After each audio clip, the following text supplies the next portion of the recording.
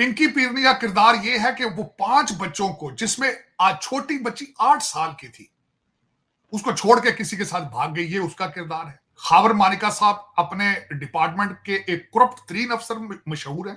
मुबशर लुकमान साहब, जो कि इमरान खान के बहुत अच्छे दोस्त थे, वो इनकी तारीफ में कहते हैं कि ये इमरान खान को खुद पिंकी पीरनी के पास छोड़ के घर से निकल जाया करते थे।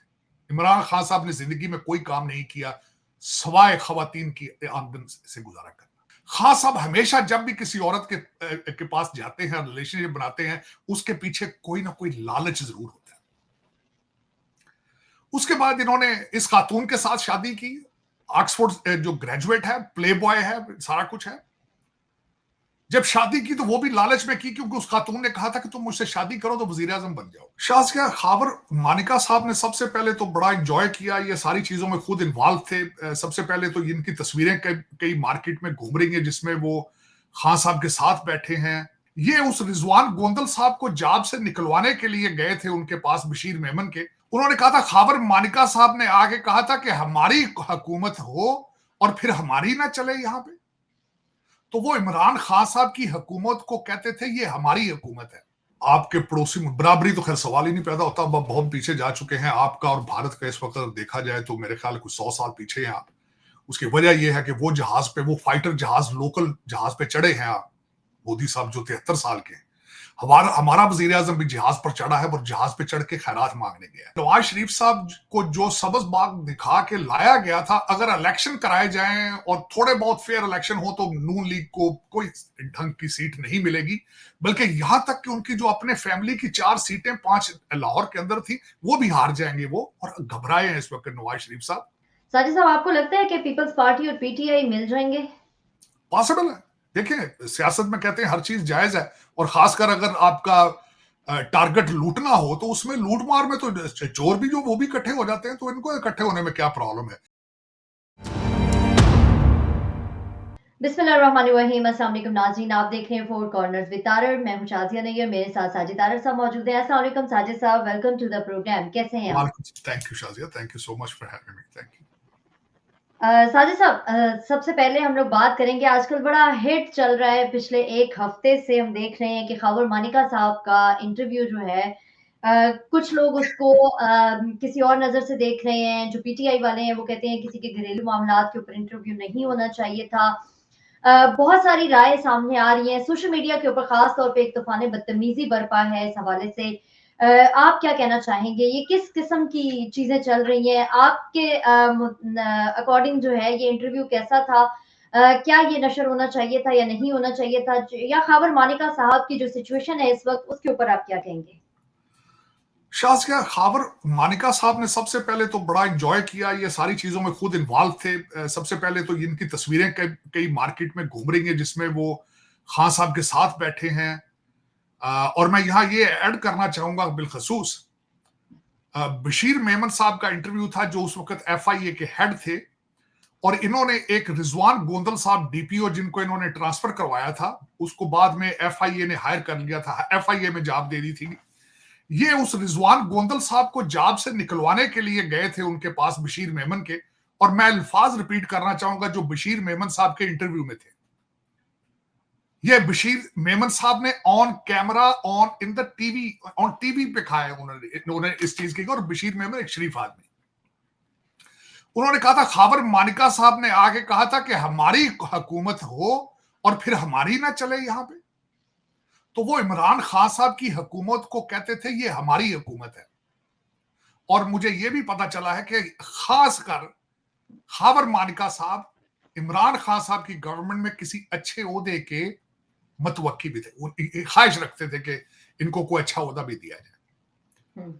हाँ, इस पे मैं 3-4 चीजें बताना चाहूंगा इस इंटरव्यू में। और उसके बाद इन्होंने दरखास्त दी है कि जज कुदरतुल्लाह साहब जो इस्लामाबाद में है, वहां पे जो एप्लीकेशन दी, उसमें इन्होंने वो अपनी मिस वट्टू को इजराइल के साथ अटैच करने की कोशिश की, कई और इस तरह की भोंडी चीजें इन्होंने उसमें की हैं। 3 किरदार हैं इस खावर मानिका के इंटरव्यू के। एक खावर मानिका साहब हैं, एक पिंकी पीरनी है, और एक इमरान खान साहब है। तीनों के तीनों किरदार जो हैं वो बा किरदार नहीं है। खावर मानिका साहब अपने डिपार्टमेंट के एक करप्ट तरीन अफसर मशहूर है। पिंकी पीरनी को शादी के बाद इन्होंने अपनी बच्ची की शादी की, यह इनका किरदार है। और इनकी रिप्यूट जिस तरह मैंने आपको बताया है, according to the Mubashir Luqman Sahab, जो कि इमरान खान के बहुत अच्छे दोस्त थे, वो इनकी तारीफ में कहते हैं कि ये इमरान खान को खुद पिंकी पीरनी के पास छोड़ के घर से निकल जाया करते थे। ये इनका किरदार है। पिंकी पीरनी का किरदार ये है कि वो 5 बच्चों को, जिसमें आज छोटी बच्ची 8 साल की थी, उसको छोड़ के किसी के साथ भाग गई, ये उसका किरदार है। तीसरा किरदार इसमें इमरान खान साहब का है।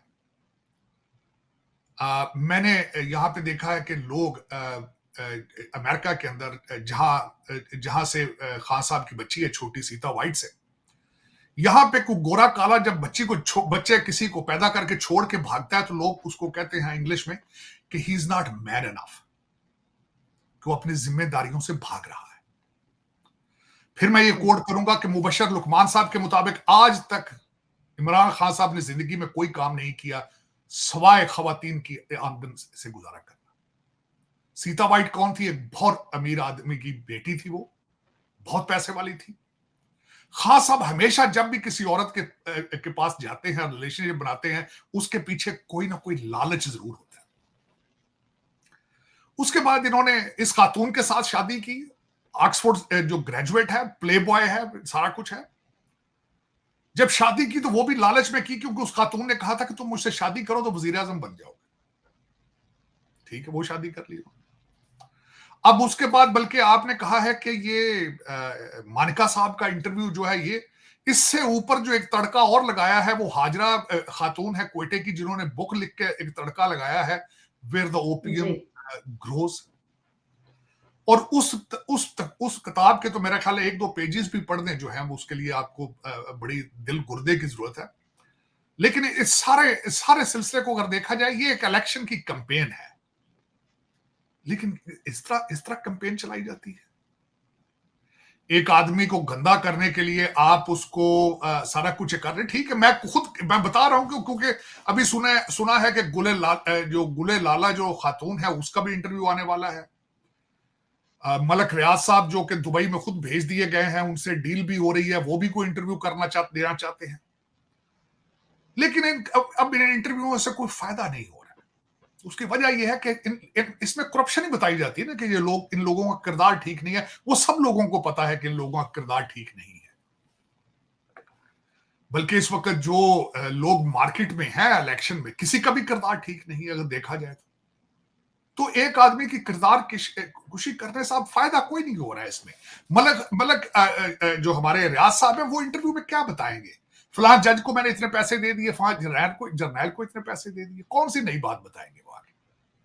उनकी बात इंटरव्यू ये बताएं कि सूरज जो है आज मगरब से निकल रहा है, सूरज आज जुनूब से निकल रहा है, तो फिर शायद वो ये कहें कि हाँ नहीं, पाकिस्तान में फलां बंदा बहुत ईमानदार है, ये खबर होगी।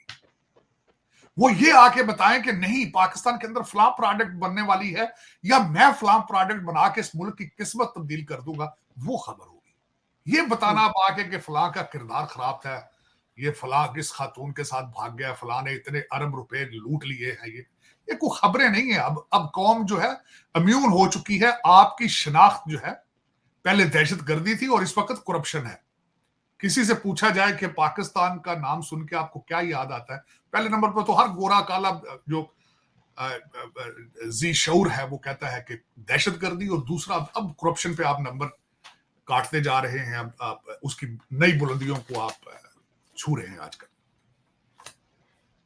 साजिद साहब, चलें इसके ऊपर तो बात हो गई। पाकिस्तान की सियासत के हवाले से भी अगर हम बात कर लें, इलेक्शंस का दौरा चल रहा है। आपको क्या लगता है कौन सी पार्टियां मिलकर बैठ सकेंगी, कौन से मुश्तरका उम्मीदवार खड़ी करेंगी, और कौन सी पार्टी जो है वो अकेले इलेक्शन लड़ना पसंद करेगी? आपको क्या लगता है कौन सा गठजोड़ मुमकिन होगा? पाकिस्तान की सियासत के बारे में मैं 2-4 चीजें बताना चाहूंगा आपको। एक तो नवाज शरीफ साहब ने सियालकोट के अंदर एक तकरीर की है जिसमें बिल्कुल बहुत मायूस नजर आ रहे थे वो।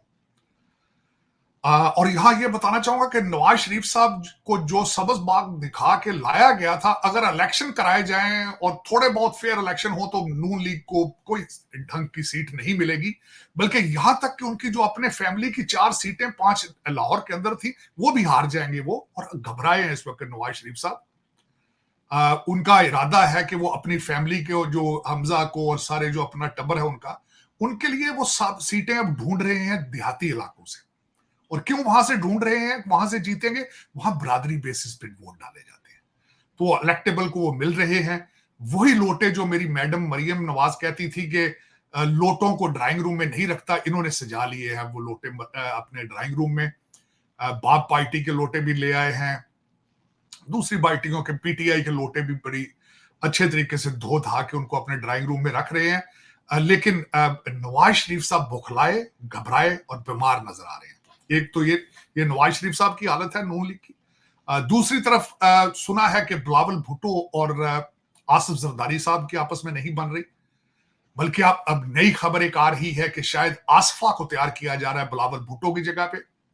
उनका इख्तलाफ यह था कि बिलावल भुट्टो कहते थे कि उन्होंने एंटी एस्टेब्लिशमेंट सियासत करना चाहते हैं वो, लेकिन जरदारी साहब को फिक्र थी कि वो पिछले 30-35 साल की जो करप्शन की लूट मार है, अगर वो एस्टेब्लिशमेंट के खिलाफ जाएंगे तो उसका क्या बनेगा। तो इस वक्त अजीब से सिनेरियो है। कुछ इस वक्त चैटर जो चल रहे हैं इस्लामाबाद के अंदर के हो सकता है इलेक्शन डिले करके सितंबर तक लेके जाए जाए। इस्लामाबाद में ये भी चैटर हो रहे हैं कि हो सकता है इस प्रोसेस के अंदर वजीर आजम को चेंज कर दिया जाए। तो इस तरह के चैटर इस वक्त चल रहे हैं। इस वक्त सूबा सरहद केपीके के हिसाब से अगर देखा जाए तो मौलाना फजलुर रहमान घबराए हैं वहां पे, दहशतगर्दी का और सर्दी का बहाना किया जा रहा है वहां पे। उन्हें भी नजर आ रहा है कि वो भी इलेक्शन जिस तरह वो चाहते हैं, इलेक्शन के रिजल्ट एक्सपेक्ट वो करते हैं, वो नहीं उनको नजर आ रहे। तो एक मिला जुला सा एक कंफ्यूजन है, एक कोई मेरा मकसद इसमें कोई रिलीफ नजर अवाम के लिए कुछ नजर नहीं आ रहा। बिल्कुल ये एक बहुत लंबा फिक्रिया है सियासत। मैं तो समझता हूं सियासत पूरी दुनिया के अंदर जमहूरियत डिक्लाइन में है। जिस कंट्री में अभी मैं यहां बैठे हैं जहां पे 235 साल की जमहूरियत की यहाँ पे हिस्ट्री मौजूद है और यहाँ पे जमहूरियत काम नहीं कर रही। पाकिस्तान में तो आपने वो प्रोसेस शुरू ही नहीं किया जो जरूरी होता है, लोगों को तालीम देनी, लोगों को वोट की वैल्यू बतानी। वहां पे बिरयानी की प्लेट पे जब बिकते हैं वोट, तो फिर वो उसमें आप अंदाजा लगा ही सकती हैं कि उन वोटों की क्या हालत होगी। साजिद साहब, आपको लगता है कि पीपल्स पार्टी और पीटीआई मिल जाएंगे? पॉसिबल है। देखिए सियासत में कहते हैं हर चीज जायज है, और खासकर अगर आपका टारगेट लूटना हो तो उसमें लूट मार में तो चोर भी जो वो भी इकट्ठे हो जाते हैं, तो इनको इकट्ठे होने में क्या प्रॉब्लम है। अगर इनको नजर आ रहा हो कि हम किसी तरीके से लूट मार में फिर दोबारा इकट्ठे होकर कुछ लूट सकेंगे तो लाजमी लूटेंगे। क्या क्यों नहीं लूटना चाहिए, लूटना चाहिए। 76 साल से कौम को लूटा जा रहा है, तो आज ये कौन से पवित्र हो गए हैं? अभी अभी भी तो ये वही लोग हैं, उन्हीं की नस्लें हैं आगे ये। नहीं, तो क्या आपको लगता है कि जो माज़ी के 4 साल जो गुज़रे हैं, पीटीआई दौरे हुकूमत जो था, उसमें जिस तरह से पीपल्स पार्टी की तमाम तर क़यादत नैब की तहवील में थी, जेलों में थी, क्या वो सब कुछ भुला दिया जाएगा अगले इलेक्शन के लिए?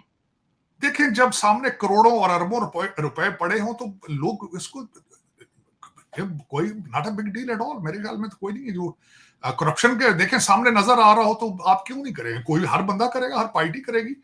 तो लेकिन उसमें इस वक्त जो हालात चल रहे हैं, जो इस वक्त पीटीआई को मुश्किलात नजर आ रही हैं, उनके इंट्रा पार्टी इलेक्शन ना होने की वजह से बल्ले का निशान जो है वो खतरे पे है। इस वक्त इमरान खान साहब आगे चेयरमैन नहीं बन सकते, और देखा जा रहा है वहां पे कुरैशी साहब आगे आएंगे एज ए चेयरमैन, या हलीमा खान आएंगी, इस तरह की भी बातें हो रही हैं। लेकिन ये इलेक्शन जो नहीं है, इलेक्शन का रिजल्ट तो निकाला जा चुका है। अब आजकल जो है नवाज शरीफ साहब को दूध से नहला दिया गया है, जो जिस तरीके से इमरान खान साहब को दूध से नहलाया गया था, और कुछ 3-4 साल के बाद फिर इमरान साहब को निकाल के फिर इनको भी दूध से नहला दिया जाएगा। इस वक्त आपको एक सख्त एहतसाब की जरूरत है, शराफत को प्रमोट करने की जरूरत है। और मैं जिस तरह पहले भी हमेशा कह चुका हूं कि मैं अभी तक मुकम्मल नाउमीद तो नहीं हूं।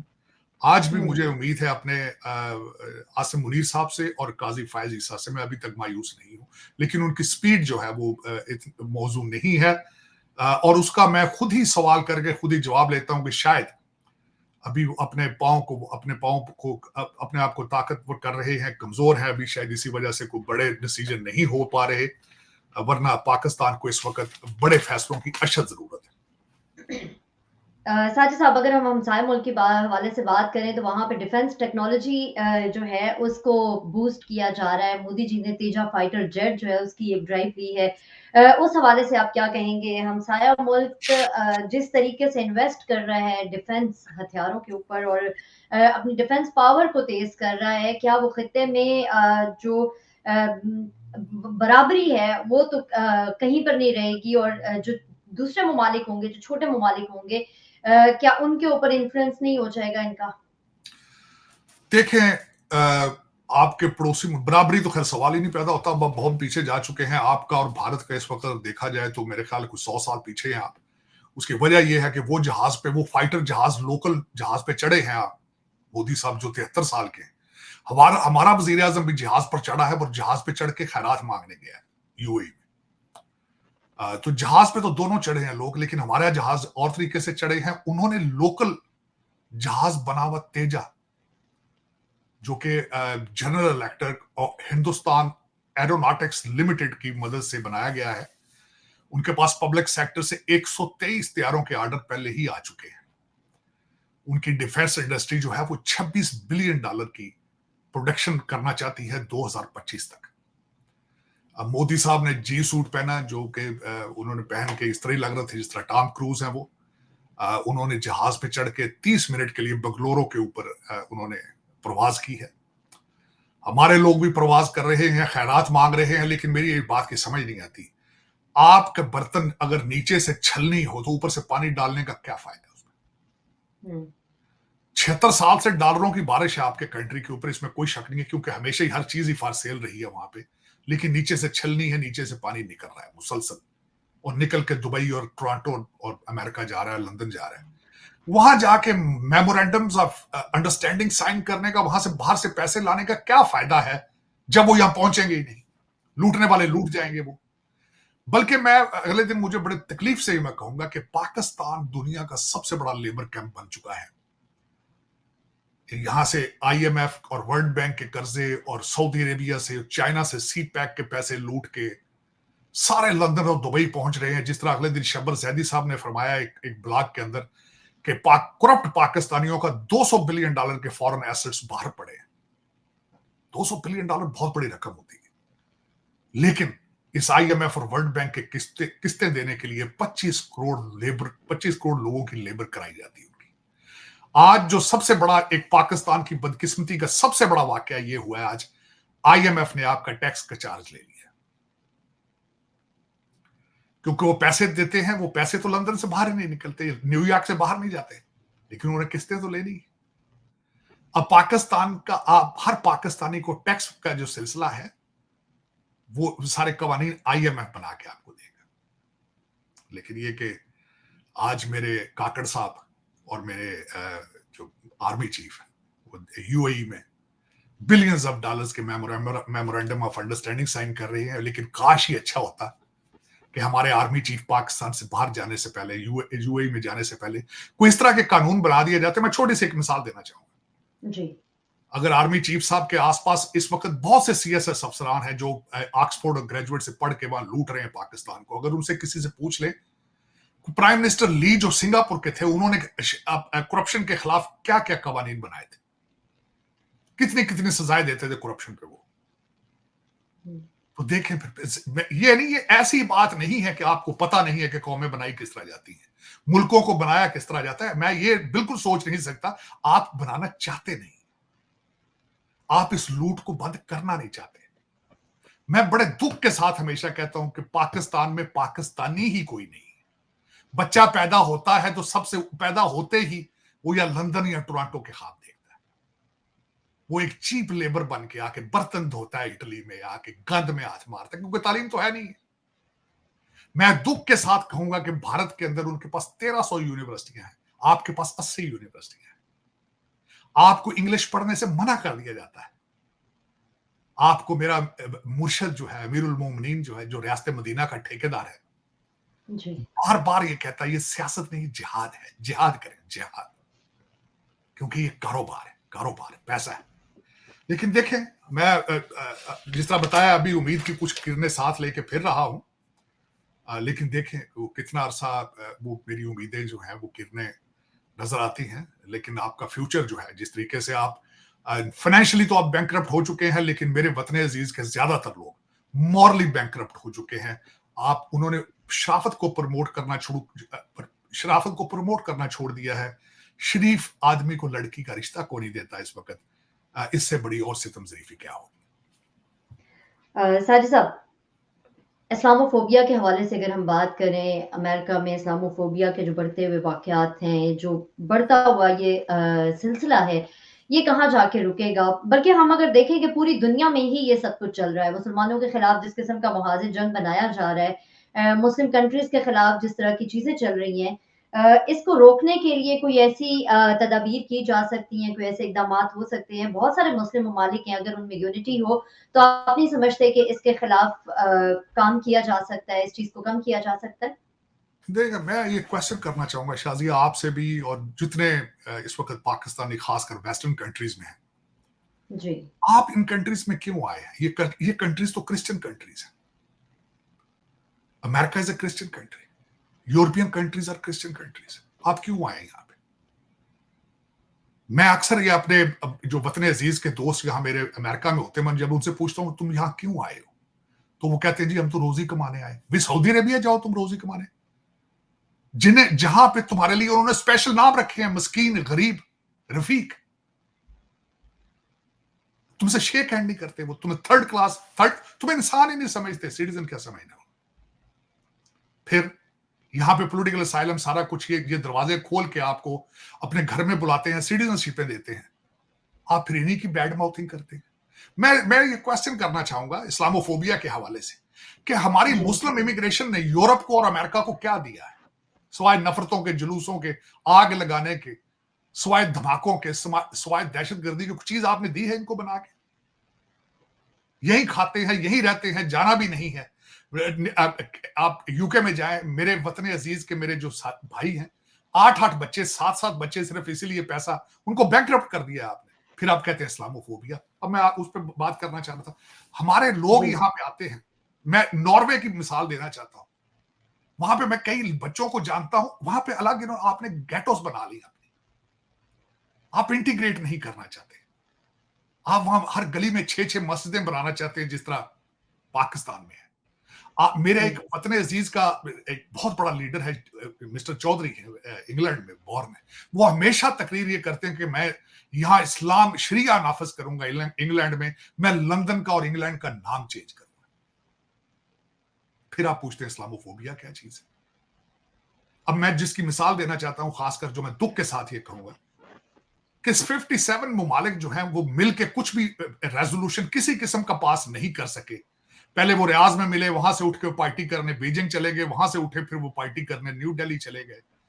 अरब लीग की और ओआईसी की यूनाइटेड जॉइंट उन्होंने मीटिंग की, कुछ भी नहीं निकल सका उसमें से।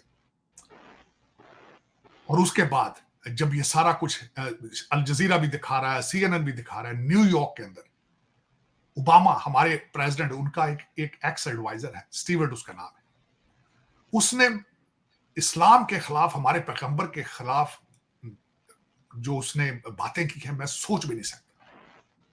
How dare. और बराक ओबामा जो कि ईरान के बहुत बड़े वो सपोर्टर हैं, अक्सर यहां पे आज भी लोग कहते हैं कि वो मुसलमान है, उन्होंने अभी तक उसके खिलाफ एक लफ्ज तक नहीं कहा। और वो स्टीवर्ट जो खुद 63-64 ईयर्स ओल्ड है, 1999 से 2003 तक वो स्टेट डिपार्टमेंट में काम करता रहा है। और उसके बाद एनएसए, नेशनल सिक्योरिटी एडवाइजर रहा है वो। और उसके बाद खासकर मैं ये कहना चाहूंगा, उसको तहवील में लिया गया है, उसको अरेस्ट नहीं किया गया कि उसके को मार ना दे। एक वाक्य वो हुआ। उससे पहले एक वाक्य हो चुका था कि एक फलस्तीनी बच्चे को उसके लैंडलॉर्ड ने ही मार दिया था छुरियों से।